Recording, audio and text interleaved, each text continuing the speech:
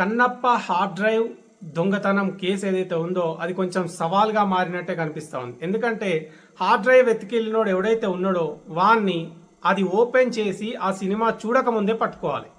ఎందుకంటే వాడు ఓపెన్ చేసి ఆ సినిమా చూస్తే వాడు కోమాలకి ఇవ్వచ్చు, పైకి ఇవ్వచ్చు. అప్పుడు వాడిని పట్టుకోవడం, ఆ హార్డ్ డ్రైవ్ పట్టుకోవడం అసాధ్యం.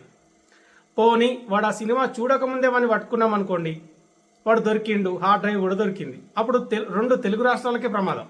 ఎందుకంటే ఆ సినిమా రెండు తెలుగు రాష్ట్రాల ప్రజలు చూస్తే వాళ్ళ పరిస్థితి ఆగమ్య గోచరంగానే అయ్యేటట్టు ఉంది. ఎందుకంటే ఎంతమంది కోమాలకు పోతారో, ఎంతమంది ఏమేమి అయిపోతారో తెలియని పరిస్థితి. ఇప్పుడు ఏం చేస్తున్నారంటే కొత్తగా ప్లాన్ చేస్తున్నారట. నెటిజన్లు ఇక్కడ ట్రోల్ చేస్తున్నారు, నెటిజన్సే చేస్తున్నారు, నేను కాదు. ఏమని ట్రోల్ చేస్తున్నారంటే, వాడిని పట్టుకున్నాక ఆ హార్డ్ డ్రైవ్ దొరికినాక అది తీసుకొచ్చి ముందు ఆ సినిమాని మంచు ఫ్యామిలీకి చూపెట్టండి అని ప్రేక్షకులు అడుగుతున్నారు సోషల్ మీడియాలో. మంచు ఫ్యామిలీకి ఆ మూవీని చూపెట్టండి.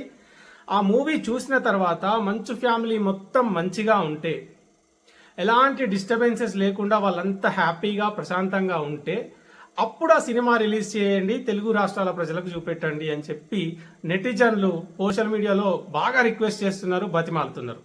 మరి ఏం జరుగుతుంది అనేది చూడాలి.